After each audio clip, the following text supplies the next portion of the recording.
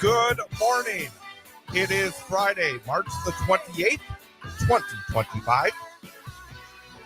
Currently in downtown Wausau, overcast skies. 34 degrees is the temperature. The time is 8:07.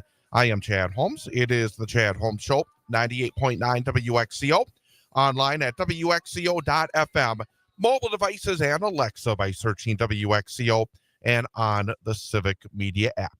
You can also join us on YouTube, youtube.com, and the 98.9 WXCO channel. Just go to youtube.com, subscribe to 98.9 WXCO, and you'll be able to see a video stream of our program live and also on demand as well.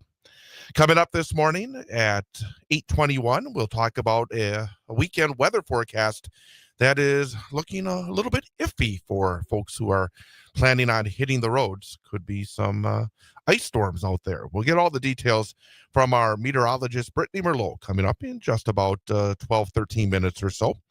Then after our bottom of the hour information update at 8:34, we'll be talking to Civic Media and 98.9 WXCO sports reporter Mike Clemens. Of course, yesterday was opening day for the Milwaukee Brewers. We'll talk about that. Also, the Bucks are back home finally after a long road trip. Went 2-3 out west, playing without Damian Lillard for the foreseeable future. Talking about the Bucks as they head into the final 10 games of the regular season as well. And I'm sure we may touch on the end of the college basketball season last weekend for the Wisconsin Badgers and the Marquette Golden Eagles as well. So that's Mike Clemens coming up at 8:34 this morning. In the second hour of the show at 9:21, we'll be talking to Paul Michlig about some more sports as we get towards the weekend. And then, of course, we'll wrap things up at 8:51, I should say at 9:51, with our daily history lesson. Talk about some of the famous events that have occurred on this date in history. Talk about some of the celebrity birthdays, days that special events that are being acknowledged today. And, of course, our number for the day quiz with Ian Welsh, where Ian will try to salvage a passing grade this week, as he is 1 for 4 so far this week. 25%. Need to get above 33% to get that passing grade. And today it is all on the line. So that will be our final few moments of the show as we wrap things up for another work week. So a lot on the plate here this morning on 98.9 WXCO. But before we do go any further, need to say hi, hello, and good morning to our in-studio engineer, Ian Welsh. Ian, good morning. Good morning, Chad. Ready for the weekend? Yes, I am. Yeah. Ready to get a correct answer to go into the weekend with a spring in your step? Yes, I'm ready to focus, and I'm ready to secure a passing week going into the weekend. You are somebody that likes the drama, because so very often we've been in this situation where you're either trying to get a passing grade or trying to get a winning week. And for the most part, I think you've been better than average in these pressure situations. Yeah, that's definitely a good thing. So we'll look forward to that. No, it's not. At least it's entertaining. Thing is, every time you do it, I look over there, other side of the glass, We see the concentration. You take this very seriously. And I tried to. so yeah, I don't know what the topic is yet. We'll let you know later on in the show. I got to look it up. I haven't done that yet, but we will find out, and hopefully it'll be something that at least a little something about. Yep, a little something. But we'll look forward to that. I know we'll be talking to Brittney coming up, and it looks like it could be a little bit of an iffy weekend weather-wise. Did you have any travel plans yourself this weekend? Actually, this weekend I don't really plan on doing anything. Travel-wise, we tackled our latest escape room last weekend, and thankfully it was a good weekend for that because we didn't have any wet weather last weekend. In fact, last Saturday was actually pretty nice. The sun was out, the temperature wasn't too bad. It was actually pretty comfortable. But this weekend even this morning, it's totally different from yesterday. Because yesterday morning it was blue skies and the sun was out, and now today it's just cloudy. And thankfully I didn't have any frost on my car, so I didn't have to warm up my car early and get the ice off of my car. Might be a different story this weekend. Hopefully it will just remain as rain and won't switch over to the icy stuff. Because like Brittney was telling us yesterday, icy weather is not ideal for driving at all. It's very dangerous, and a lot of accidents can happen. So hopefully she has good news for us. She always keeps us informed. Exactly. So we'll look forward to that for the weekend, and we'll get all the details with Brittney coming up in just a few minutes. I got to discuss a headline we heard just at the top of the hour news. Okay. And again, for anybody like Donald Trump to try to define what is actually proper ideology and what is true, it's a joke. But Donald Trump has put out another executive order. I mean, these conservatives who for years railed against governing by fiat with executive orders, boy, they are just very quiet as Donald Trump tries to remake the United States of America in his own warped image with executive orders. And now he is trying to force changes at the Smithsonian Institution, one of the great institutes of our history in the United States of America. He signed an executive order yesterday that targets funding for programs that advance, in his mind, quote, divisive narratives and improper ideology. The latest step in a broadside against culture he deems too liberal. Trump claims there's been a concerted and widespread effort over the past decade to rewrite American history by replacing objective facts, which is ridiculous because he's a liar on every level. And the idea that he is the one that's going to decide what are objective facts is ridiculous. But he says that American history is being rewritten by replacing objective facts with a distorted narrative driven by ideology rather than truth. And again, Donald Trump talking about truth in a week where everybody in his administration has been lying about the details of the instant messaging scandal that is going on right now within the Department of Defense and the National Security Staff. But he says it casts the founding principles of the United States in a negative light. There are parts of our history that are ultimately great positives, and there are some aspects of our history that are not so positive. That's right. The idea of just saying, well, we're only going to talk about the positive, and that's real history, is ridiculous. The order he signed behind closed doors puts Vice President J.D. Vance, who serves on the Smithsonian Institution's Board of Regents, in charge of overseeing efforts to, quote, remove improper ideology from all areas of the institution, including its museums, education, and research centers, and the National Zoo. It marks the president's latest salvo against cultural pillars of society, such as universities and art, that he considers out of step with conservative sensibilities. Trump had recently had installed himself as chairman of the John F. Kennedy Center for the Performing Arts with the aim of overhauling programming, including the annual Kennedy Center Honors Award shows. The administration also recently forced Columbia University to make a series of policy changes by threatening the Ivy League school with the loss of several $100 million in federal funding. This is ridiculous, and it really is upsetting, and it's shameful. The idea that Donald Trump is going to put his own warped sense of ideology in charge of what the American people discover at a place like the Smithsonian Institution is outrageous. Mm-hmm. And again, there is so much that comes out every single day when it comes to Donald Trump and his warping of what the United States is all about. It's hard to keep up. But the leadership of the Democratic Party needs to, again, be louder and tougher in these situations. But again, there's just so much going on. It is hard to keep up with. But this really annoys me as somebody that does believe in intellectual honesty. And again, for anybody to think that Donald Trump is honest, all you have to do is listen to his entire career. Mm-hmm. He has made a career of lying. Lies, lies, lies. The big lie. And if you are out there saying, oh, no, Donald Trump is a truth teller, then you are an idiot. I'm sorry. I mean, just this week, again, Hegseth and his national security advisor and everybody else involved in this scandal lied. And then the Atlantic publisher and reporter who was accidentally put on that chat chain released what he saw and received, and it showed they again were lying.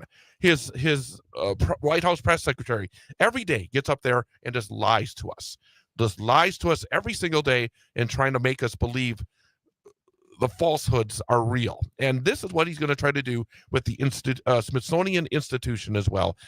When I heard that story on our national update at the start of this hour, I shake my head. And again, it's just ridiculous. But wanted to start off there by pushing back, and that's what we have to do. It needs to be talked about. When Trump does these kind of things, we do need to talk about it and push back on it. Overcast, guys, 34 degrees here in downtown Wausau. The time is 8:18. Coming up in just over 2 minutes, we'll be joined by meteorologist Brittney Merlot, talk about what we can expect weather-wise, a very active weekend weather forecast. So we'll get into that coming up next here on 98.9 WXCO.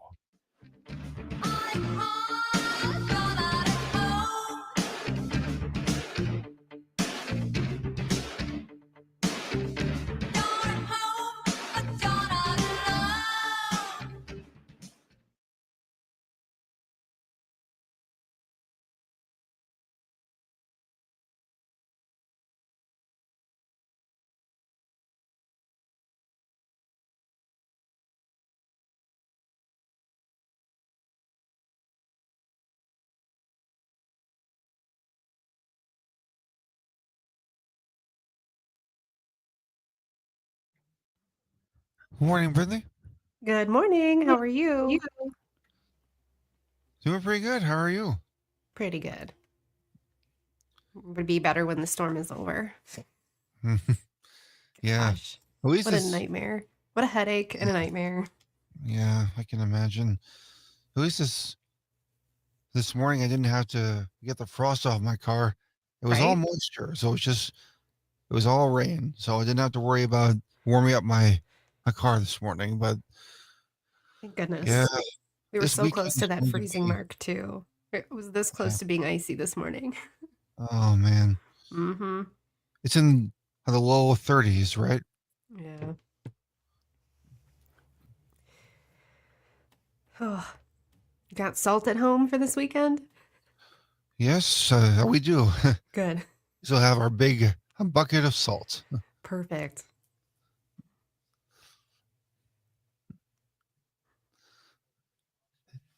At least I don't have to travel very far this weekend.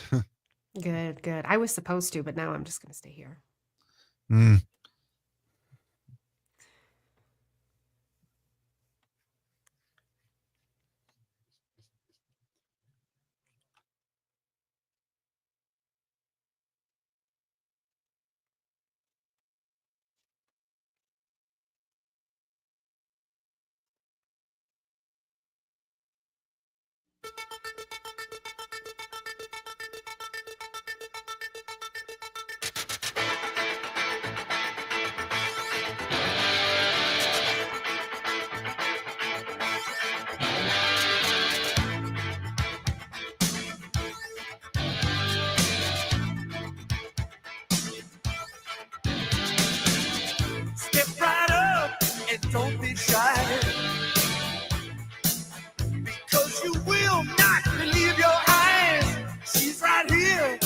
behind the glass.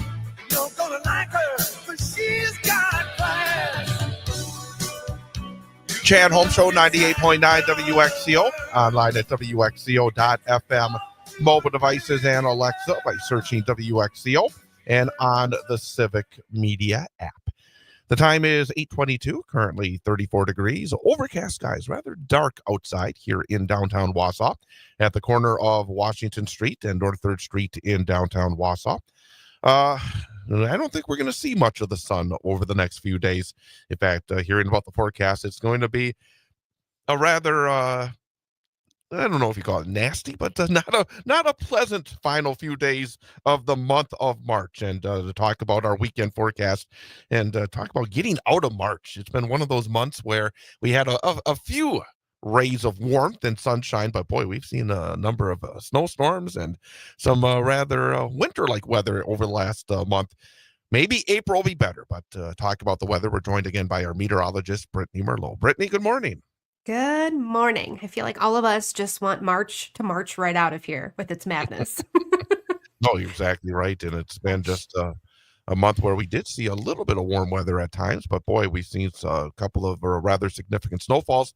And we're apparently going to be somewhere in between this weekend. It's not going to be a snowstorm, but maybe an ice storm. Yeah, honestly, I feel like Mother Nature is targeting Wausau area with some of its worst weather lately.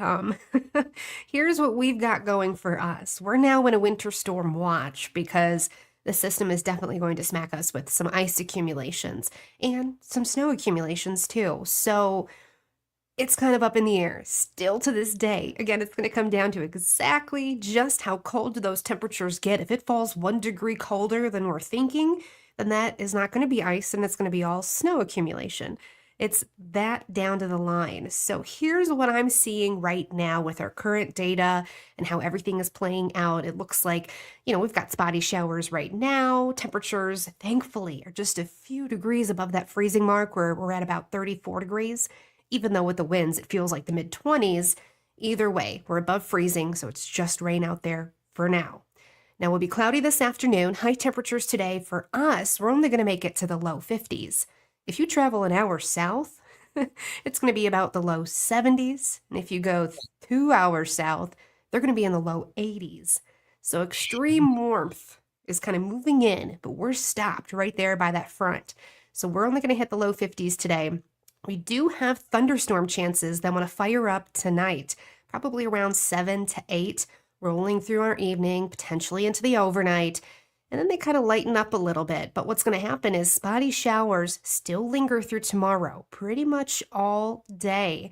They do ramp up at night, and this is when the winter storm watch goes into effect tomorrow night, because we're going to see freezing rain most likely. That is going to continue into the overnight, into Sunday, before it starts to flip to snow on hopefully Sunday afternoon. Now, this means this could be an inch or two of ice and sleet accumulations, which that makes travel treacherous and nearly impossible. And it's also possibly power outages when you get ice accumulating on those lines and those branches and things like that. Again, this will be Saturday night through most of Sunday will be the icy conditions, and then it flips over to snow Sunday night is what I'm thinking. Now, if the temperatures drop just a little bit colder, that could be all snow. I'd prefer all snow. Let's bring all snow Saturday night, all through Sunday. We can handle that. That's much easier because the salt actually works. It sticks. The plows are clearing it. When you get freezing rain events, that rain is coming down and washing that salt off the street. It is very hard to keep them clear and drivable. So I'd prefer all snow. And if it does turn to all snow, then we're looking at accumulations around 6 inches to maybe 10 inches. But if it stays with that freezing rain, icy stuff, snow accumulations for Sunday are probably a trace to about 3 inches. All right. Right? And even I was looking ahead even because, I'm starting to try to look ahead maybe at the end of next week, hopefully be able to do some high school sports. And after all this bad weather this weekend, it's not going to really warm up that much next week. We're still going to be, I think, probably below normal for this time of year as we start April, aren't we? Yes, we sure are. And, there is more snow accumulating possibly on Tuesday and into Wednesday. And then, like you said, we kind of hold on to those cooler temperatures. It does right now look like a dry weekend next weekend, but no 70s or 80s like they're getting down south today. By Man. the way, oh, I'm sorry. Oh, no. Go ahead. Go ahead. By the way, I think the thing that we need to underline before we finish up is if it is that kind of freezing rain and freezing conditions, you really should try to avoid driving this weekend, right? Mhm. Yes. I mean, I wouldn't even step outside. You can Mm. fall, it happens so fast. And I personally have been driving in freezing rain situations where it flips last minute and all of a sudden the road is pure ice on a highway. I've almost lost control over a ramp. I mean, you don't want to be out there in those situations. Do not drive Saturday night and Sunday. I plan for it now. Just don't do it. You're not going to want to. Either get your favorite movies lined up, Mm-hmm. watch some baseball, watch the NCAA tournament, stay in, Yes. read a book, stay, Absolutely. If you stay. have to work, if you're like working in a hospital or something and you have to drive in this, go so slow. I'm talking like 5 miles per hour. Who cares? It's worth it. Assume it's ice, right? Yep, absolutely. All right. What's the details here for this weekend forecast? All right, pretty mild today. High temperatures in those low 50s. These spotty showers will wind down the afternoon. Will just be cloudy, but more storm chances are possible tonight. Then tomorrow, that freezing rain chance starts to move in, especially in the afternoon and into the evening. It starts to ramp up and continues through our Sunday, flipping over to some snow, which is accumulating, and then high temperatures on Sunday only into those mid 30s. So much cooler air moving in after today and a wet weekend ahead. Well, at least March ends on Monday. Yeah, so, thankfully. so we get through that and then we'll get to April and then hopefully eventually things will turn. But Yeah. again, everybody be careful out there this weekend. Brittany, thanks again for all the information. You're And of course, welcome. people can tune in all weekend and the weather will be updated as well. So make sure everyone does that. And Brittany, we'll talk to you on Monday. Bye, Sounds Brittany. good. Good Stay weekend. safe this weekend. Bye. You too. Brittney Merlot, our meteorologist. Right now, it is overcast and 34 degrees. Coming up, an information update. And then we will talk to our sports reporter, Mike Clemens. And a lot to talk about as the Brewers started off their new season yesterday. The Bucks back in action, back home, and a whole much more to talk about with Mike Clemens coming up next. Chad Holmes Show, 98.9 WXCO. Ready to go.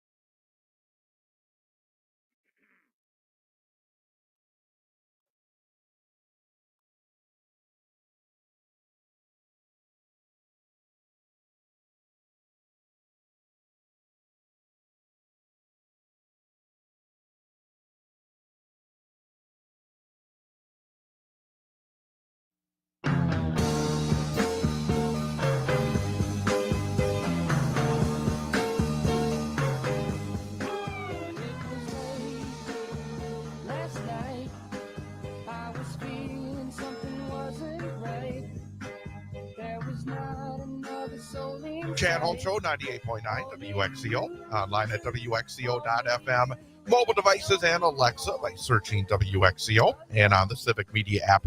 Again, you can also join us by going to our YouTube channel. Go to youtube.com, and the 98.9 WXCO channel can see a video stream live and also on demand as well.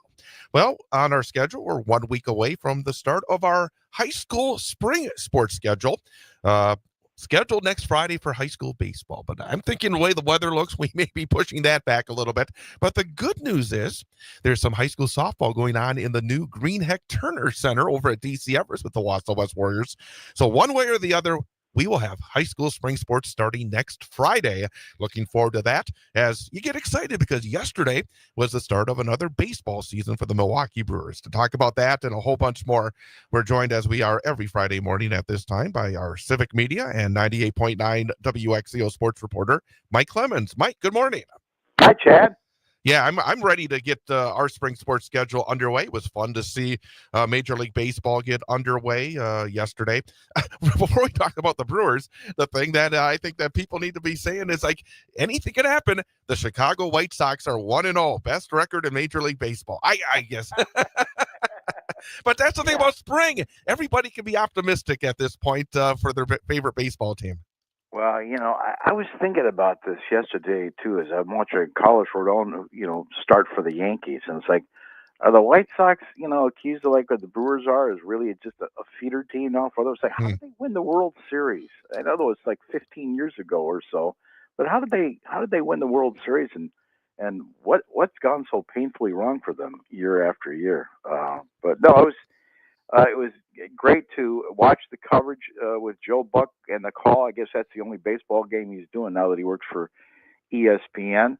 And did you see the story too that Christian Yelich, your veteran player, comes walking into the clubhouse on this away game to kick off the season wearing a loud plaid sport coat in honor of Euchre. How about that? I thought that was awesome. Yelich comes across, as a guy that generally gets it, right? That's the way he comes across all the time.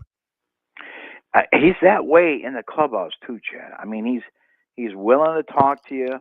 I put him right up there with, I was a kid, but I got to interview Molitor and Yount, during their World Series years and, through the 80s. And Ryan Braun, he was you had to be on his schedule. But when Ryan did decide to talk to you pregame, and he was on a tight schedule pregame, boy, he's very, very organized about it. If it's 4:20, I'm here, and if it's 4:35, I'm here, etc. Such great breakdown of the game, highly intelligent. And Christian Yelich is the same way too, man. When he'll talk usually after most games, which is helpful to us, also to tell the story to the fans. And very articulate ball player, and became very close to Euchre last couple of years. I can imagine that over the years that you've had so many experiences where you see the guys that are really, are appreciative of what your job is and what you need, and others that probably just don't care at all. And you mentioned Yount, and I just really yesterday actually on opening day was talking here on the program about a number of years ago when Jimmy Gantner was the manager of our Northwoods League team here in Wausau. He had Robin Yount come one time, and I had a chance to interview him. And I said to Ian, our producer, I said, sometimes when you meet those people that you grew up idolizing and watching every day, they'll disappoint you. But he was such a personable guy who was very, as a young guy, trying to interview this Major League Baseball Hall of Famer. I imagine even, someone like yourself who's done it for such a long time, when you come across those guys, it puts a smile on your face because that's the way it should be. Bart Starr, Robin Yount. I've got to talk to those guys, and not only were they outstanding players and leaders, but they were that way to work with media wise, and they kept it to the point. You respected their time. You don't stand. You don't do the like the Chris Farley interview with Paul McCartney. Saturday Night Live. Come prepared, have 3 or 4 good questions, and get to the point. But the guy would give you the time and help you do your job to pinpoint.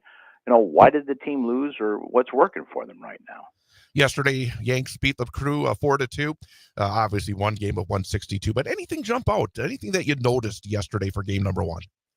Yeah, first thing was I was curious to see what the lineup was going to be because, spring training is kind of a blur, kind of a fog to really figure out, all right, who's moved, what cards is Murph really going to deal? And what's this team going to look like without Willie Adames and some of the other players that left in free agency? So as soon as the lineup came out, that was exciting. And you realized, hey, wait a minute, I've heard of all these guys. Jackson Churio, that's the guy that they move on with. As the leadoff batter. Yelich was the DH. William Contreras, the slugger, the catcher, batted third. Reese Hoskins, looking healthy. He was at cleanup. Sal Frelick. Jory Ortiz is the new shortstop, and he batted sixth. Garrett Mitchell, the big kid, 6'4" out of center field, was the seventh. And then the eighth batter was Vinny Capra. This kid had, labored in the minors for years. I think he only had 8 or 9 games with Toronto in the bigs. He's batting eighth and playing third base. And there he is, his first at bat, the parents in the stands at Yankee Stadium, and he hits a home run at Yankee Stadium. How awesome is that? And then Bryce Terang, who developed a sore shoulder during spring training playing shortstop, so they moved him back to his home spot at second base. He batted ninth, but yeah, so that's a lineup that you're familiar with. And then over for the Yankees, their catcher comes up to bat at the start. He was the leadoff batter. This Austin Wells. So Joe Buck, has done his prefaces, but we looked this up. This is the first time in the history of the Yankees that a catcher has been the leadoff batter. Wow, and that's 1903, Chad. Yeah. That was the first year of the Yankees, 1903.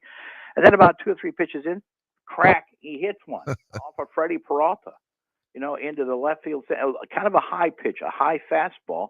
And then it takes them an inning or two, and they go, yeah, by the way, we looked that up. That's the first time in the history of the Yankees, the leadoff batter on opening day gets a home run. So, that kind of history alone is jaw-dropping. Freddie was Freddie. I mean, he gave up a couple of long balls, but had the 8 Ks. Went the 5 innings we expect of him, whether it's April or whether it's August. Yeah, that second one, too, and I think they pointed out, that right field fence is pretty short. Over yes, it is. Yankees. And then they watch you see the flag and which way it's blown. So, that would have been probably a play they could have made that, Churio could have made any other day in any other ballpark. So they put that in. Otherwise, after the game, Murph said he was pleased with what Freddie did. Yeah. The 5 innings a game, he had the fastball there and all that. What the thing I don't quite know is now who's going to be the middle relievers in the games right now. And they didn't get to the closer because it was Devin Williams to close yesterday. And that, I don't know if you were able to catch the end of the game yesterday. Real fast, Mike. My thought about it was Devin picked up right where he left off against the Mets last fall. I know. So here comes Devin Williams with his beard. And were you telling me, like a month ago, I think this happened when I was down in Combat, and I actually missed when the story came out, but the New York Yankees announced that, since 1976, our father, George Steinbrenner, put in that rule, all Yankees will be clean shaven from here on out. And but all these players, today, they all got beards and stuff. So here comes Devin Williams in free agency, 30 years old, and he's telling the Yankees, like, I really don't want to shave my beard.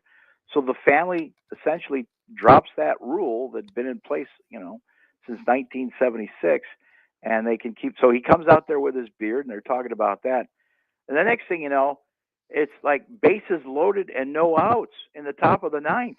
Like, oh my goodness, this is what got him traded out of Milwaukee, man. In that playoff, I think the score was the same against the Mets.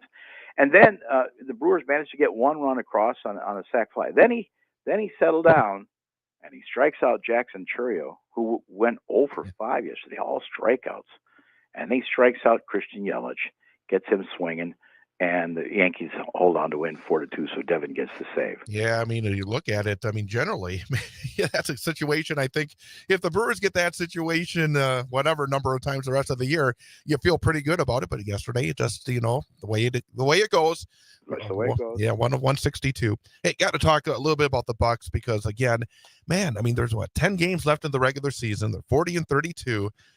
They're sort of, right in the middle of the pack in the East. Now, Dame Lillard is out for who knows how long. Indefinitely, they say. Right? I mean, boy, nothing seems to change here. It's just been that kind of year, hasn't it?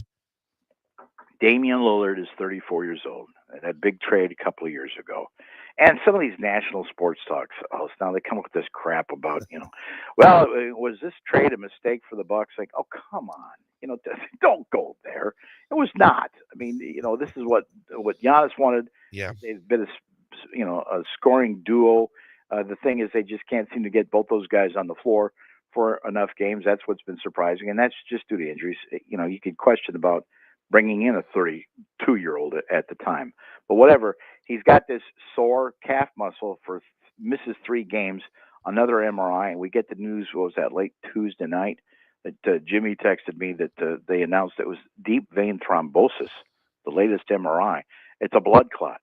Oh, my gosh, I had blood thinner. And I called around. There was one guy that said, hey, this takes a while. We've had a player that had that too, a basketball player. It took at least 90 days.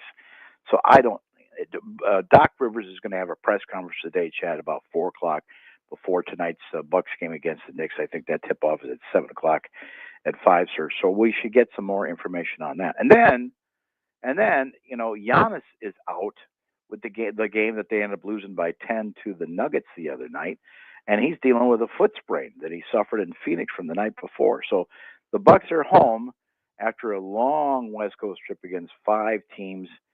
They won 2 and they lost 3. It should have been the other way around, 3 and 2. But the injuries mounting up, and whether Giannis is back from this sprained foot again, we'll find out tonight. And they take on New York, who they could very well face early on in the playoffs. I mean, if they fall to a 6, it could be a 3-6 matchup. And I would think coming off the road trip back in Milwaukee, it's never an easy game, the first game you come back after a long trip, but you really like to maybe make a mini statement at least here as we head down the stretch. Yeah, and the guy, so the question is, well, what are they doing without Lillard? And they've got this Ryan Rollins kid that they just actually signed a month or so ago. He's only 22 and playing point guard. He's only 22. So, give him a chance to see what what he can do. They're excited by his youth and his speed. And if he can settle down and, give you 15 points, that's probably half of what Dame could do on some nights, but at least it helps out Brook Lopez and the rest of the guys. The big picture is, they'll still be somewhere an 8th seed or whatever. And where can you be when it gets to the playoffs? Can you get Giannis back, with this foot sprain situation? You'll get Bobby Portis back, whether Dame is there, but, where can you be at the start of the playoffs? And Mike, real quick in our last minute, were you surprised the Badgers didn't get to the second weekend of the NCAAs? I don't know, not really. I mean, this is a team that also lost to Penn State. Yeah. I think the more surprising thing is how well they did in the regular season. No one, they weren't even in the top 25, and they worked their way up, won some big games against some tough teams. I think the most important thing to say is, how good is the Big Ten? It was not so much an indictment on the Badgers, but what's the competition level of the Big Ten when you see all the teams from the SEC that are still in the brackets? Yeah. All right, Mike. Well, lots going on. Really appreciate the breakdown. Have yourself a great weekend. We'll catch you again next week. Bucks games this weekend, opening day at MM Fam on Monday. There you go. That's our Mike Clemens, sports reporter for 98.9 WXCO and Civic Media. We'll take a quick time out. Come right back. Chad Holmes Show, 98.9 WXCO.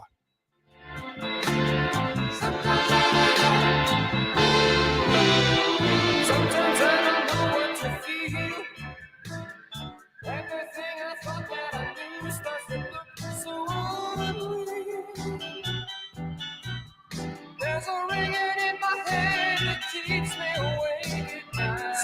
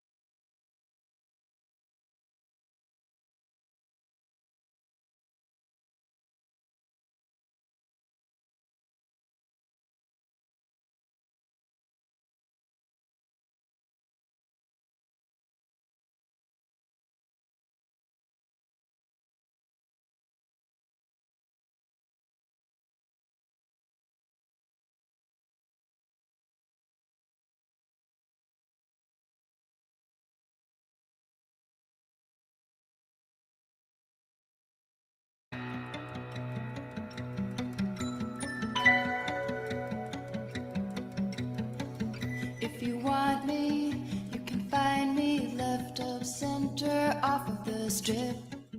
In the outskirts and in the fringes, in the corner out of the grip. If you want me, you can find me left of center off of the strip.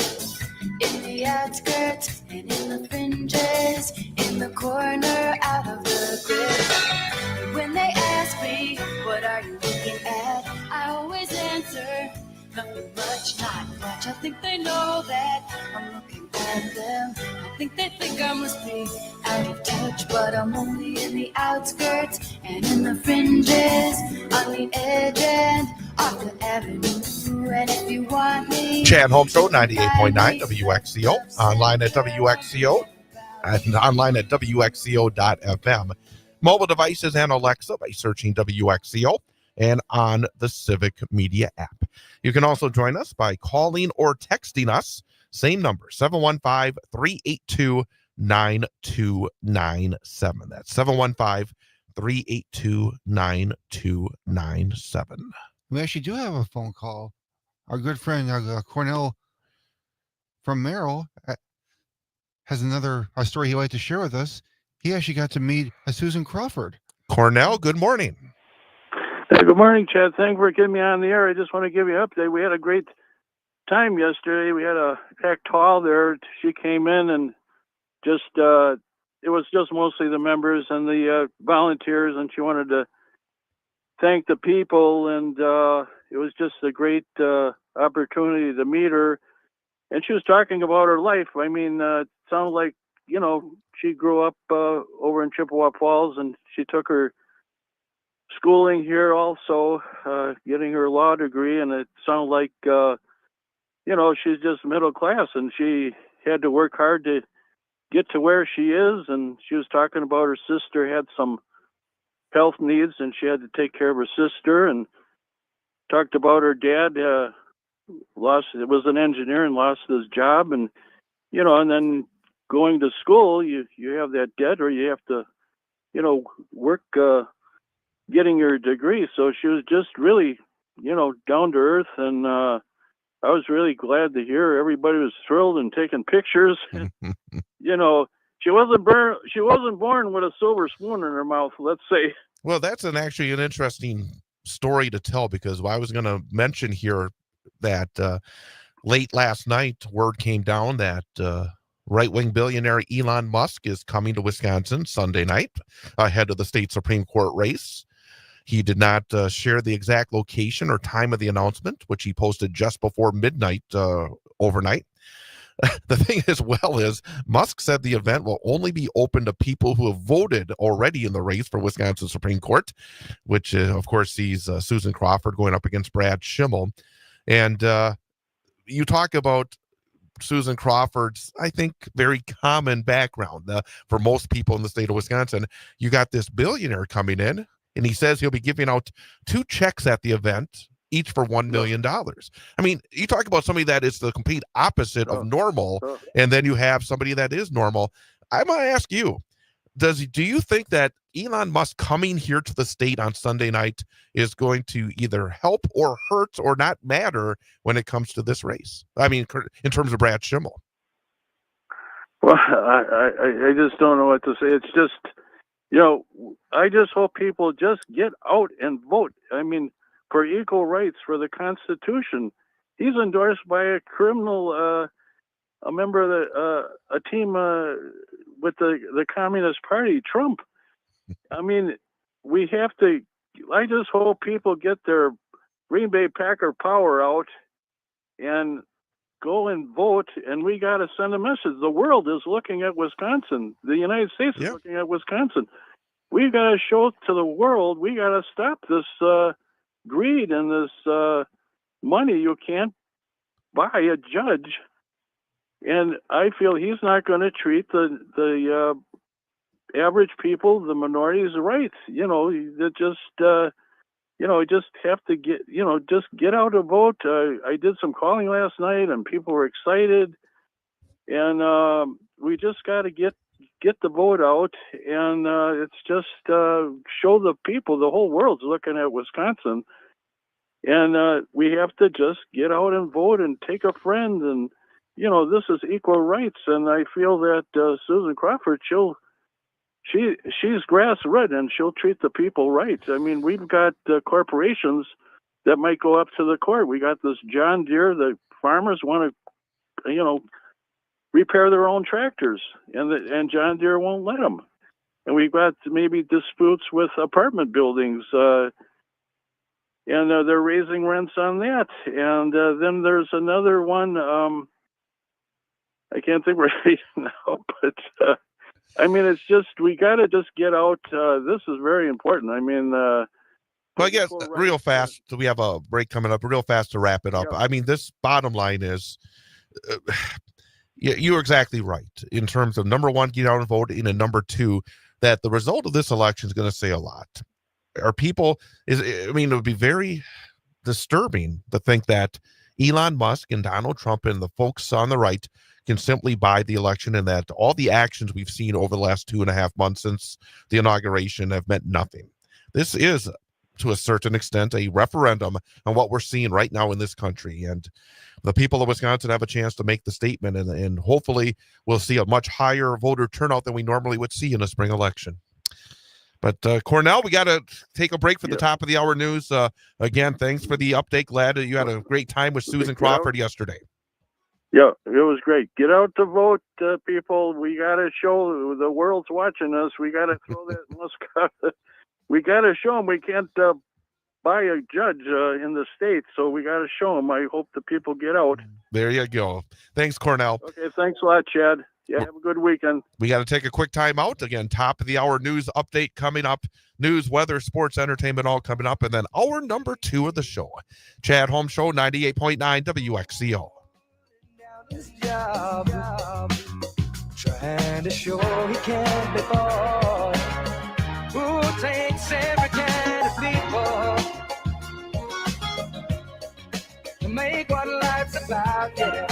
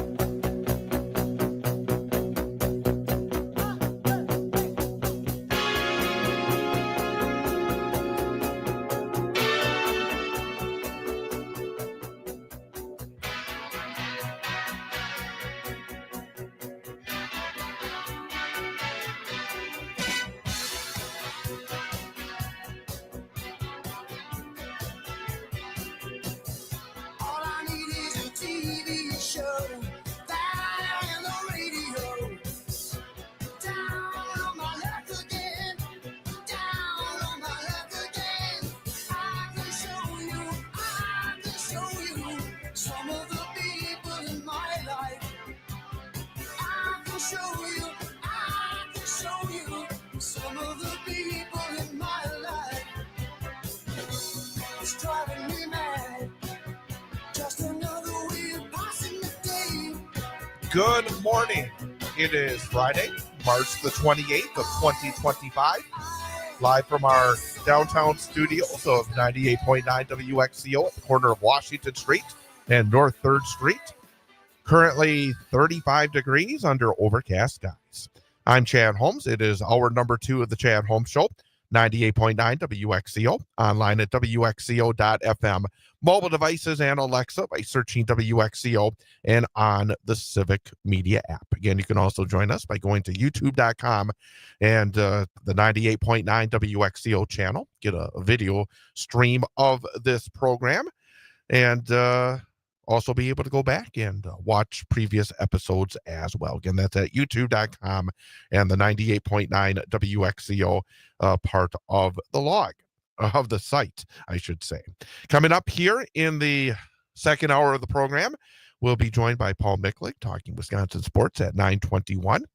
Coming up at the end of the program, we'll have our daily history lesson.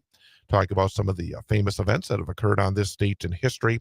Talk about some of the celebrity birthdays going on. Talk about some of the special events being acknowledged today. And we'll have our number for the day quiz. And we do that at the end of every program. Give Ian Welsh a number. And we give him 3 choices for the number for the day, 2 of which are incorrect, 1 of which is correct. And 1 out of 3 based on the math, just guessing on it, 33%. So every week we hope to have him be above 33% in terms of his correct answers. That would be a passing week. We also hope that we get more right than wrong, which is 3 out of 5. His best ever week is 4 out of 5. But so far this week, it's 1 out of 4. So that means today it is all on the line when it comes to today. Have to get it right in order to get a passing grade. So that will be coming up in the final moments of the game, of the show, I should say. And so how do you feel? Do you feel like you're going to be able to pull it out? Because yesterday, you knew pretty good. You came in yesterday knowing you'd have to get the final 2 days right. And you were able to do it yesterday. And now you have to do it again today. Yeah. Feeling pretty good about it. A little nervous, but my parents had sent me the positive vibes on yesterday's number, and that really helped me out. So I'm hoping I can do it again. And would you like to know the topic of today's number for the day? I would. Have we decided on a topic? I have decided on a topic. Okay, I'm ready. It is Alaska. Alaska. Because we have our Beautiful state, by the way. daily history lesson, and we won't be speaking of it because it's actually on Sunday, the anniversary, March the 30th. But Alaska was purchased by the United States on March the 30th of 1867. So it's kind of based on our history lesson with the weekend and the famous event that occurred over the weekend. Okay. So Alaska will be the topic of today's number for the day quiz. Very interesting. Yeah, I think it is. It's actually Can't wait to find out what the question is. Yep. So we're gonna let you know about that coming up at the very end of the show. Last night I was I got home and I was watching YouTube. I get into these YouTube rabbit holes and just watch a lot of stuff on YouTube. I know how you feel. And that too. you see a lot of commercials on YouTube, unless you opt out and buy it, and I don't do that. Mhm. And I kept seeing this commercial last night when it came to the state Supreme Court race. And it was a Brad Schimmel spot. It was not one of those third-party spots, because I think there's a difference between when a spot is paid for by the campaign and when a spot is paid for by one of the third-party groups that supports the campaign. But this spot kept showing up over and over again as I was watching YouTube for a couple of hours at least. Okay. And it was from the Brad Schimmel campaign. And it was a campaign. It started off with this news item. It said, breaking news. It showed, like, I think one of the Milwaukee news television stations. President Donald Trump endorses Brad Schimmel for the Wisconsin State Supreme Court. And then then the commercial continues talking about how Donald Trump is counting on Brad Schimmel. Brad Schimmel is the support of Donald Trump. Need to help Donald Trump because Donald Trump is, supporting Brad Schimmel. And I'm thinking, this is a candidate for the state Supreme Court that is running as a law and order candidate. Mm-hmm.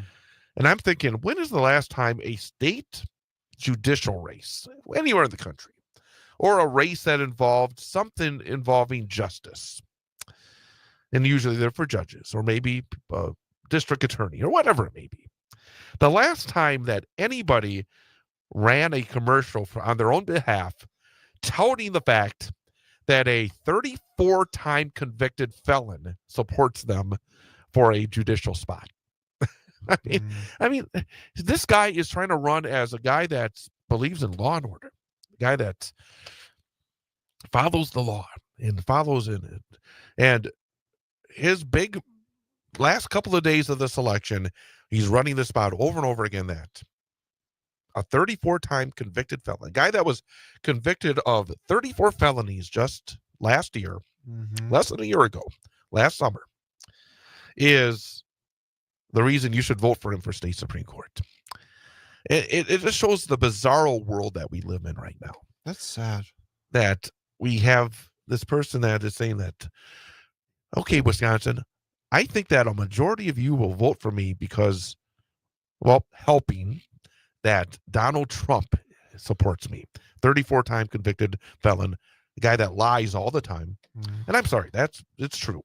And it's like, oh, yeah, he gets up there and he lies all the time. Along the same line, today is Friday. And if you go down the street, tune in down the street. One of the folks on their morning show is Chris Conley. And he does a commentary every day. And on Fridays, he does Fridays or Faith on Fridays, whatever it is. Yeah. Friday on, I don't know. Something that involves Friday on Faith. Yeah. And I was thinking, and again, and today he talks about his dog. Terrific. And then he talks about Jesus. And I'm thinking, you know what would have been a good topic this week? Mm-hmm. And again, he can do whatever he wants. I find it, again, odd that somebody that's had so many troubles with the law recently and the such is. I'm just thinking, if you're somebody that is relying on Chris Conley as your faith advisor, there's something wrong there. But that's a whole different conversation. Yeah. But I was thinking, if I was to delve into this pool, and I definitely not, I definitely I do not want to be anybody's faith advisor. That's not my role here, and I don't want it to be my role. Yeah. But if we were to delve into this water, you know what I think would have been a great topic this week for somebody like him? Lying. The fact that I don't know if in your religious upbringing, but in mine, lying is a sin. Well, it's one of the 10 commandments. I was taught in Sunday school. Yeah. It's a sin. I could be wrong, but it's a sin. It's number 6 or number 7 is do not lie, and it's right before do not steal. But I mean, if you're going to be somebody that's every week, pontificating about your faith and the importance of doing the right things, wouldn't at some point you kind of say, the guy that I'm supporting all the time is breaking one of the big rules of one's faith. Mm-hmm. That, that lying is wrong. Lying is a sin. And this week it really got to me because, again, it started off with this, this chat thing Yeah. that, where you're putting information out there that could easily been taken by adversaries of the United States of America. Just unthinkable. But then instead of saying, hey, something wrong went happened here and that this should not happen again, what does the Trump administration and all the folks involved in this start doing? They start lying. And again, I don't just say that loosely, No. but I mean, the press secretary, the national security advisor, the defense secretary, the leader of the intelligence, the director of national intelligence, Tulsi Gabbard. And we've seen this in the past. The press secretary, she has a cross that she wears around her neck as she goes up there, and Gets up there and lies. do you see the hypocrisy of that? Someone who wears a cross and yet has a consistency to lie to reporters, and just, my gosh. But I mean, the whole idea thing just makes me sick to my stomach. But I mean, you put all these pieces together. It's like you were talking about the other day, talking about doing a puzzle. Yeah, doing a puzzle. And right. I'm looking at this puzzle right here. Whether it's Chris Conley, whether it's Tulsi Gabbard, whether it's Donald Trump, all these folks who try to wrap themselves around Jesus and God and faith, and that they're the true believers and they're the ones that truly are closest to God. I mean, you see all these Donald Trump supporters and their T-shirts with Donald Trump and Jesus together. Yeah. Jesus wrapped his arms around Donald Trump. That Donald Trump is somebody that has been chosen by God to lead this country. And that is a scary thought that people actually believe. Well, but again, I mean, if you're really believing on doing a Faith on Friday little commentary, maybe talking about lying one of these days would be a good place to start. After this week, that was my thought. This would have been a good week to talk a little bit about lying and the importance of telling the truth, because we saw a whole lot of lying this week, and I think it needs to be talked about. And if you're truly going to try to live the life, walk in the shoes of Jesus Christ, maybe, just maybe, you ought to start telling the truth a little bit more. But absolutely. There you go. I put my toe in that water here on this Friday morning. The time is almost 9:19. We'll come back and have Paul Michlig coming up in just a few moments. Chad Holmes Show, 98.9 WXCO.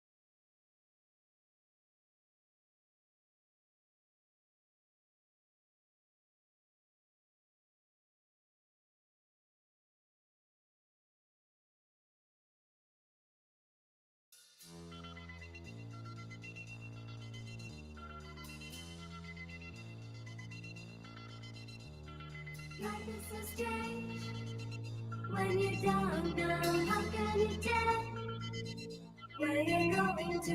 You can't be sure of any situation. Something could change and then you won't know.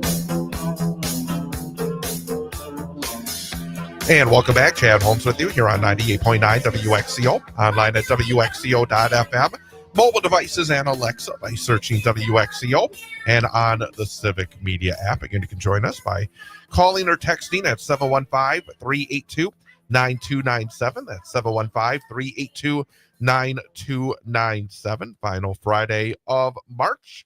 And heading towards another big weekend. And I think a weekend, judging by the weather, that people will be staying in, maybe watching a lot of sports, because with the icy roads, apparently getting some ice storms, you don't want to be out there.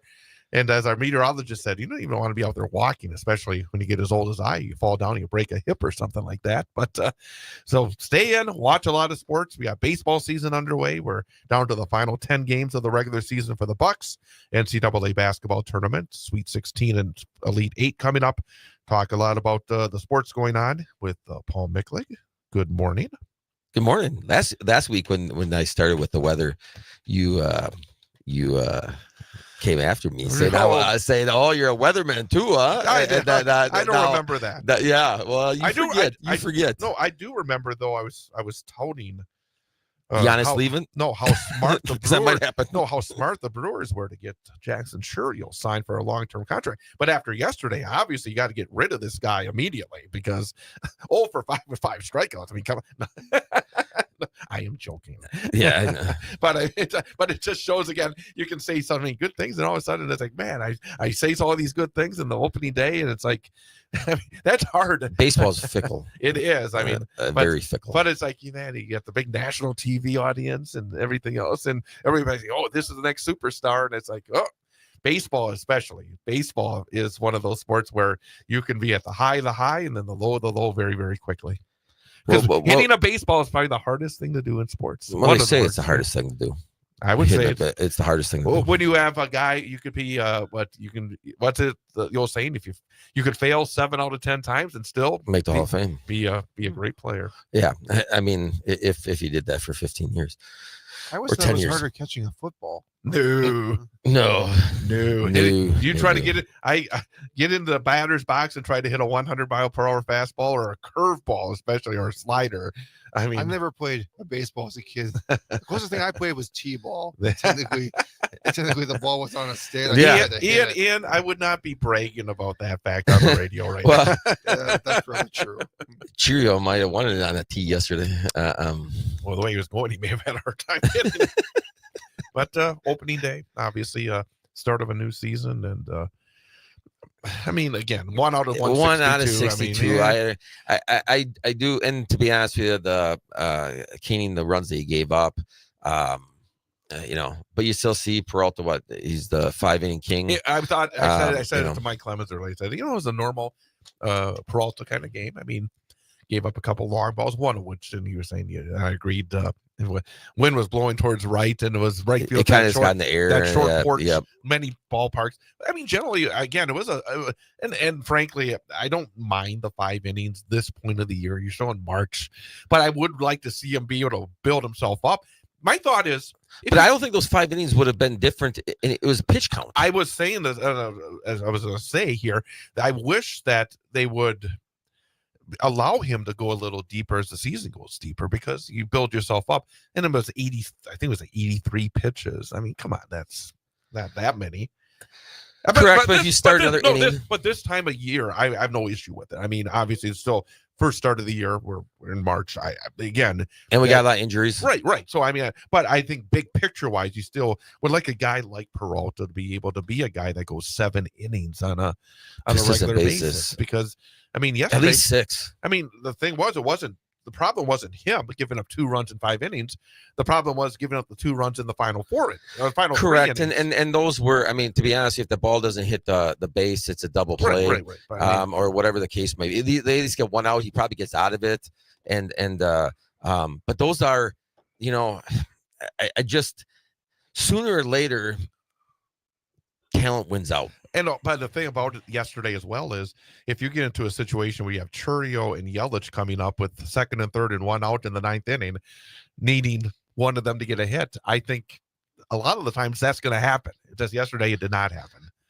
Well, we hope it happens. Well, those are two guys you'd like to see in those situations. I mean, that's correct. I mean, and they were talking about it, and this is where you like the Adames, and they're not wrong, I guess. I mean, he did have a lot of clutch hits. It's just that Willie's again, gone. We got to move on. He's gone. But my point being, who filled his spot? That's true. But I mean, again, that was not the problem. I mean, you had the two guys you wanted up there at that position, But it wasn't in the middle of the game, though. I mean, the whole game. You know what I'm saying? Like, he kind of gets one of those clutch hits that I'm not saying in that situation, because we don't know if that would have been the situation. So we're hypothetically speaking everything. My point being is he usually came up with a clutch hit somewhere along the game, and that's what he did. I mean, even if it was an RBI in the sixth or seventh when they're behind. I'm not just talking about the ninth. Who's going to fill that spot? Who's going to fill that spot in that team? I don't see it. Yeah, I mean, I think you got a point there that obviously when you let a guy like Adames go that has especially the power numbers, I mean, you're not going to replace that with some guy that you just bring in normally. I mean, Vinny did have a home run, so technically if you in theory, if you say Vinny came in there and had it, I guess technically, but he wasn't the shortstop either. But Ortiz moves over and then Vinny goes in for him, so you're replacing him with that. It's the same guy. And he did have a home run, but my point being is, so your point is that talent-wise, they just aren't as good. I don't think so. Have we been fooled the last couple of years? I feel like we've been fooled. That's just my you can also talk maximizing. They maximize, especially on the pitching side. Did you notice? And I actually want to talk about this when we come back, because again, sometimes I don't keep an eye on some of these things maybe as closely as I used to. They have a new hitting coach who has been spent like 44 years in the minors. Had you heard about that? Yeah. My first thought is that's gonna be a kind of a tough job. You're waiting all this time and now being the hitting coach for this team, and they're going to have to. And I'm gonna be honest with you, it started at the beginning of the year. They're going to have to score more than 2 runs to win games. And I sometimes wonder, I think looking at that lineup, it's not a murderer's row. I want to kind of touch on that because I think that's probably one of the toughest jobs around right now is being that hitting coach. You just told me that it's not that big a deal that Adames is not there. I did not say that was not a big deal. I'm just saying that, again, the situation. We'll be right back. Yeah.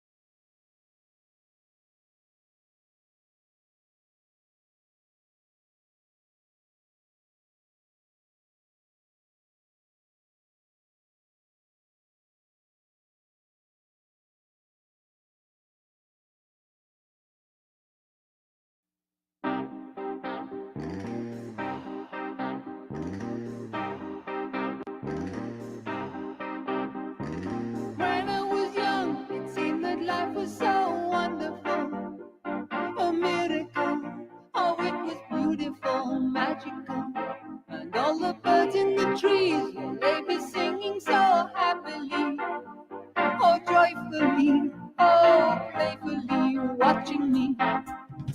But then they send me away to teach me how to be sensible, logical, oh, responsible, practical. And then they show me a world where I could be so dependable, oh, clinical, oh, intellectual, cynical. And welcome back. Chad Holmes Show, 98.9 WXCO.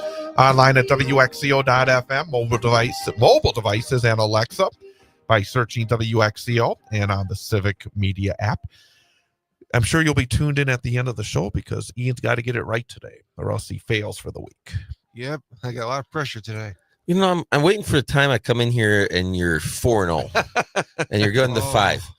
Have we ever had that before? Well, that 1 week where I was sick, you got the first 4 days right, and I so close. And I actually, Bob was substituting for me, and I think he must have came in on Yeah, that day. yeah. And he was 4 out of 4 that week, and he could not finish it off. I guess maybe because I wasn't giving him the questions most of the week. So the problem is Ian is Chad. That's the problem. That's the moral of the story. I don't think so. He got the first 3 days wrong, and then yesterday the number for the day was the subject was Robin Yount because it was opening day. Yep. And the question was, how many hits did Robin Yount have for his career? And the 3 choices were 2,600 and something. Well, that's not it. 3,100 and something, 3,600 and something. 31. It was 31, and he got it right. I got right. I kind of and I thought that was kind of an easy one. That's what we would say is not hitting would be a softball. That wouldn't. But Ian wasn't really, he doesn't know the Brewer history like you and I do. I watch a lot of baseball. Well, the thing is that one because he had 3,000, and 600 is a lot more because he had a pretty yeah. So that's Hank Aaron had 36 something, and that was like when he retired. That was like the second or third most ever. So it's like even now, I think it would be among the top 5 or 6. 36. Really high level, yeah. So 3,100 is exactly what we would think. But Robin, and I said this on the show yesterday, I said, I still remember when he retired, and he could have kept playing. He really could have. He had not become an anchor on that team. But I think at that point, he was like, he did 20 years, and he's the kind of guy that I think, he had other activities he wanted to do in life. He was somebody that it wasn't all about that, and I think maybe starting with because he came to the majors when he was like 17 or 18, and he was still in his 30s. Yeah. So I was disappointed when he retired. But he's the kind of guy I think now it's like he never had that terrible fade where you just you're struggling at about 225 and just trying to get through it. And you don't know if that it could have came the next year. It could have came. It could have come that fast. Right. Which is a credit to him. Exactly. That he stayed that whole time. Yeah. Real fast. I mean, I mentioned because I had not really known this, but there was a story on The Athletic this week about Al LaBouffe, the new Brewer hitting coach, and quite a story. I mean, guy had survived cancer. He got cancer because of a hit pitch. I'd never heard that. You ever heard? I did not know that. Back when he was a player, as a minor league player, it was in a simulated game, no less. I mean, so it wasn't even a real game. He got hit in the hip. A hard sinker bore into his left hip in a simulated game back in 1985, and it somehow almost killed him decades later. But basically, it was a case where his body was trying to fix it. Yep. And instead of fixing it, it led to cancer. And he wears these odd shoes. But he's been in minor league baseball for 44 years, and now he finally gets his first crack being with the Brewers, and it was a really nice story. So a guy to root for, but I worry for him now. I worry because hitting coaches, it's such an easy job for somebody to say, well, we're struggling, so we're going to get rid of the hitting coach. Like he can magically make a 240 hitter turn into a 300 hitter overnight. Especially when they're at that level already. Exactly. You're talking about maybe a technical thing here and there. I mean, that's all you can do because those guys have done it for how many years? And I would say that, the guys that get to the certain level, the ball players, it's like, well, I've always been doing it this way. Yes. I mean, it would be hard. You would have to really develop a trust I would think being a hitting coach, it would be one of the more difficult jobs to have that actual where if you do the right things, you're going to get the rewards for it, because you can do all the right things and still not get the rewards for it, I think.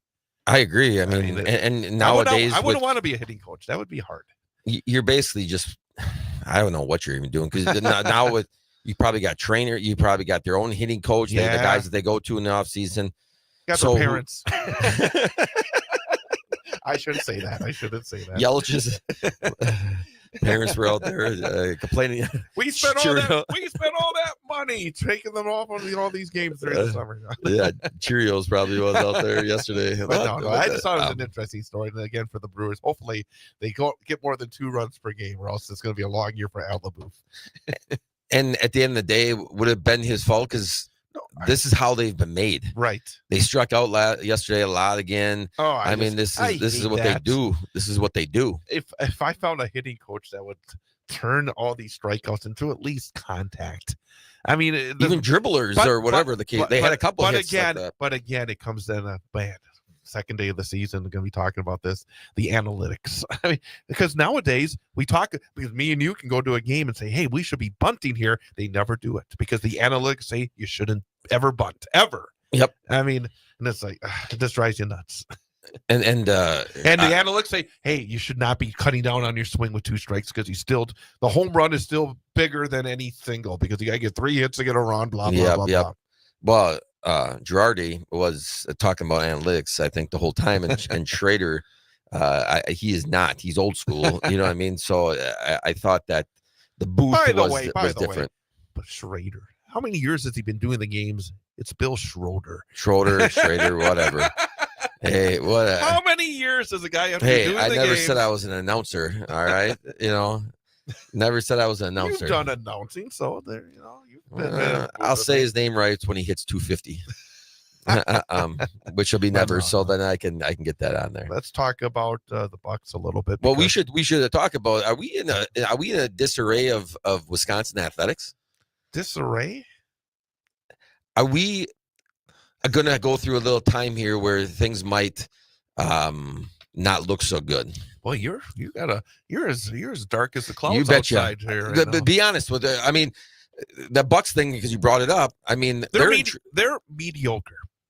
Well, especially when you don't have Dame. I know they're mediocre right now, and there's not much optimism that this team right now can make a deep run, even because it reminds me, Dame, if he does come back, he'll be like he was last year. If he comes back, I don't think he's coming back. I probably agree with you there. I mean, this sounds pretty significant. Yeah, I mean, and they're asking this young kid to kind of step in. I mean, maybe it'll be a miracle, but it's going to take a miracle because, man, this is not good. No. Not good. I mean, this is not good for the organization. And then Giannis missed the last game. I mean, it's like, and the thing is, they actually stay with him. And the thing about it is, though, Denver. I just hope. Yeah, no, you're exactly right. But I just hope that we do get Giannis for the whole play. I mean, even if Dame's not there, let's get Giannis for the whole playoff series. I then let the chips fall, because the guy's been. There was another good article I read on the Athletic. They had an interview with Giannis. And, he's very real about things. And, he's, I think, a little disappointed the way things have gone so far this season. But he's very good about not throwing people under the bus in that respect. But part of the story as well was, and he's all about getting team accolades. But, the writer said, I mean, he's been as good as he's ever been when you look at his numbers and the way that he impacts games. Yep. And yet you don't hear him being part of the conversation for MVP. But he made the point, hey, a lot of it has to do, if you're struggling, and the Bucks have struggled at times this season, 40 and 32 is nothing to really write home about, that you're not going to get the same acknowledgments for like MVP. It does go hand in hand. And the guy is very real. I mean, It really is. He's such a, and it's hard to believe, in 12 years now or something like that. And he's playing at the top of his game. It's just amazing. Yes. And he's asked to do more now than he's ever been asked to do. They got to get some other guys that are hitting their shots. And Gary Trent, I think, is hitting their shots. And I think, I don't know who you're talking about, Rollins coming in there. Yep. But my guess is, looking at the Denver game, especially now that they know Dame is out, that Porter will go in the starting rotation and Rollins will be. Why they kept him with Rollins in the game before, the 2 games before that was they were thinking Dame was coming back and they didn't want to the rotation. Yeah. And now it's like, all right, Porter, because now Porter played like 32 minutes the other night, which is he's supposed to. And even if they don't change the starters, it doesn't really matter in a sense. It depends on how many minutes you get. If you get 32 minutes, it's still like you're a starter. Yes, correct. So, I mean, but he did start, I believe, on the other. So I think they'll go back with Porter now. And actually, I think tonight is actually a kind of a litmus test kind of game. Well, this is the team we might play. Exactly. And it's like you playing at home, you're coming off the road trip, you want to at least be competitive, because I have this worry that they could lose by 20 points tonight, because sometimes it's hard after a road trip, that first game back. You see it a lot. Baseball, I mean, how many times have the Brewers got a nice road trip, come back and lay an egg the first game on a new homestand? Yep. And they could. I mean, I thought they played well against Phoenix, and I think they played. I didn't see that it. Phoenix game. Boy, if you win that Phoenix game 3-2, you feel so much better about the trip. Correct, even though you played a couple of JV teams there. I know. But Phoenix was not a JV team, and Phoenix needed that game. Yes, they did. And that's what was impressive. And Giannis said it after the game. He goes, we can win. We can still win. We can win this way. We can win this way. And they were missing Portis yet. So you still got hopefully him coming back, and how good he can be at that time is going to be interesting. Hopefully you got 4 games to get it back. And now you got to be looking at, hey, let's try to win a series. Let's see if we can win a series and what we can do in the second round. Then maybe give them everything we have, and that's what you got to look for. I think it'd be a successful season if they get to the second round. The thing is, you got to win a series. It's going to be a very bad pattern. Well, the bad pattern is that they got very unfortunate luck too. Yeah. But at some point. You get to 3 years in a row first round. Luck or no luck, you got to find a way. Well, I would like to ask you. You talked about you. I'm gonna talk about me. Yep. Talk about me. And I'm not disagreeing with the fact, but you were Bud. What? You were a big Bud fan, and I still am a big Bud fan. He's 9,500. That franchise is screwed up. Okay, it's somebody else's fault. Somebody else's fault. All right. I knew you were a big Bud fan, so I am a Bud fan. I'm still a Bud fan. How many All-Stars does he need to win? To be honest with you, I'm a Bud fan too. My point being is sometimes things just don't work out. Well, that's true. That's true. I mean, they got Durant. They got the guard that hit the winning shot.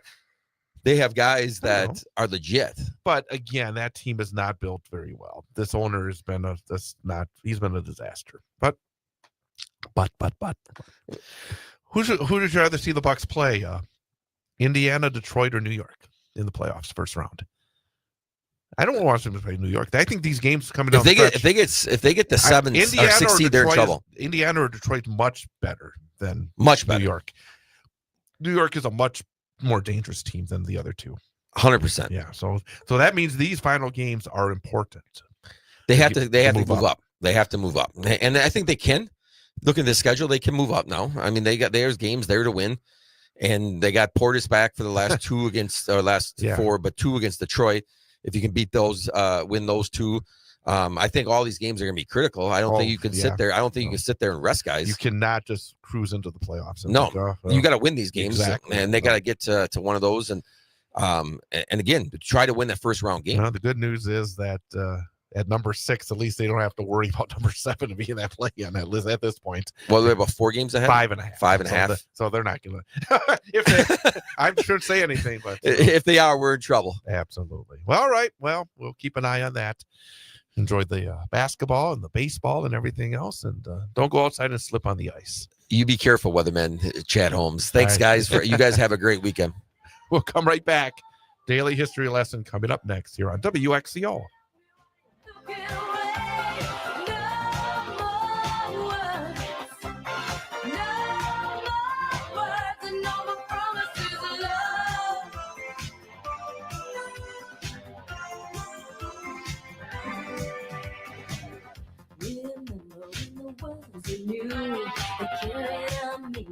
Feeling so true. I'm looking for a long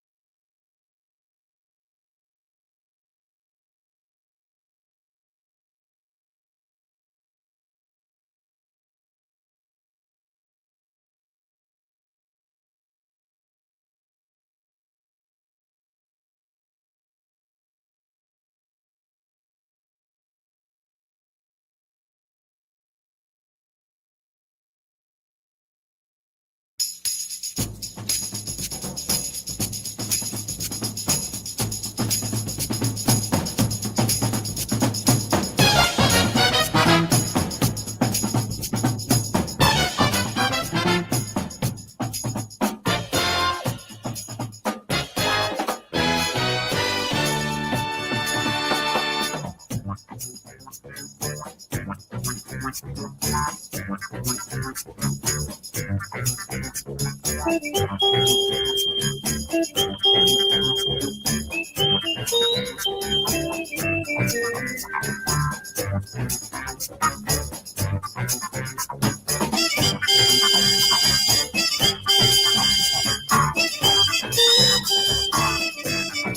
welcome back. Chad Holmes with you here on 98.9 WXCO.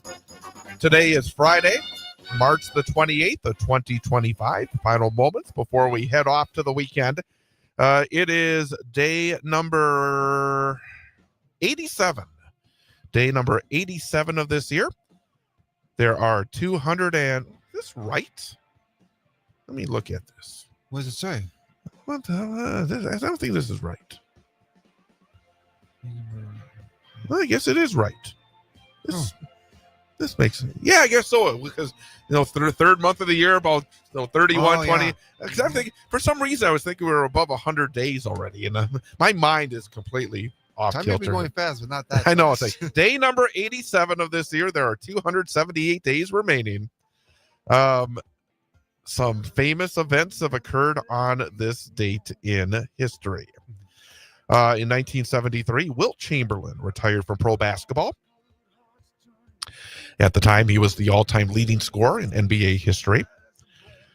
Boy, I was just a kid. I was like 8 years old, but I remember when this happened. 1979, in Pennsylvania, a pump in the reactor cooling system failed in the 3 Mile Island accident, resulting in the evaporation of some contaminated water, causing a nuclear meltdown. On this date in 1984, in the middle of the night, Robert Irsay moved the Baltimore Colts football team to Indianapolis. On this date in 1986, more than 6,000 radio stations of all formats played We Are the World simultaneously at 10:15 a.m. Eastern Time. On this date in 1995, singer Lyle Lovett and actress Julia Roberts announced they were separating after 21 months of marriage. And on this date in 2017, the world's largest dinosaur footprint, 5.5 feet long, was found in Kimberley, Western Australia. Wow. Few famous folks are celebrating their birthdays. Actor Diane Wiest, 77. Reba McEntire, 70 years old today. Actor Vince Vaughn is 55. Former reality star Kate Gosselin is 50. Julia Stiles is 44, and Lady Gaga, it's her birthday, 39 years old today. Nice. And if you out there, of course, is celebrating a birthday, happy birthday to you from all of us at 98.9 WXCO. Happy birthday. When is your birthday again? I forgot. It's April 20th. Oh, it's coming up pretty soon. Mm-hmm. I'm glad I asked. Because I was thinking it's been a while. I thought maybe it's coming up pretty soon. Some special events being celebrated today. Children's Picture Book Day, Black Forest Cake Day, Hot Tub Day. Oh, hot tub. If you had a hot tub today. Yeah, hot tub this weekend would be great. Yeah. Don't go outside. Very relaxing. Something on a stick day. So I guess if you could have a corn dog on a corn stick, dog a popsicle on the stick, popsicle, or ice cream kebab thing on a stick. Yeah, Just on a kebab. stick. A lot of things on a stick. I wonder if this is a problem, but it's Respect Your Cat Day. Are there a lot of people that don't respect their cat? I guess so. I mean, I respect my cat. I don't know how much she respects me. And it's Weed Appreciation Day. And when we talk about weed, it's not Weed Appreciation Day for the stuff that people smoke. It's about stuff in the ground. the yard pests that we try to kill. Yeah. Well, I guess you have appreciation for weeds someday. So it must be another day that's that Weed Appreciation Day. So it's Weed Appreciation Day here today. Okay. All right. This is the pressure. Yes. The time has come. It is time now for the number for the day quiz. Ian needs a correct answer. I do. For a passing grade here today. Yes, I do. All right. We mentioned the topic. Alaska, yes. All right. And on Sunday the 30th. Okay. On that day will be the anniversary of when Alaska was purchased in 1867. Alaska was purchased for about from Russia by the United States Secretary of State William H. Seward. The news media called it Seward's Folly because they thought, what? Why are we buying this land way up there? Oh, dear. It's not even close to where everybody else in America is. But in the end, Seward was right. It turned into a good deal for the United States of America. Good for him. But the number for the day is, how much money was Alaska purchased for? Okay.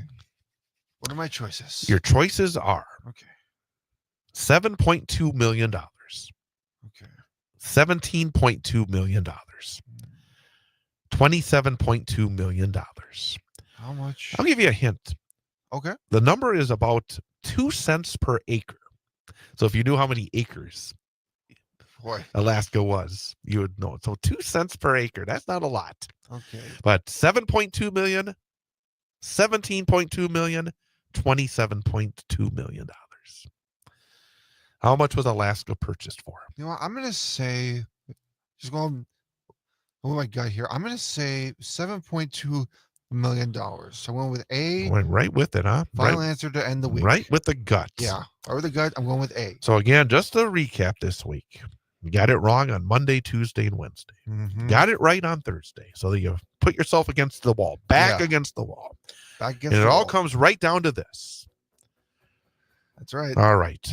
On the 30th of March of 1867, Alaska was purchased for $7.2 million. Yes, I got a What passing a week. comeback. What a comeback. Wow.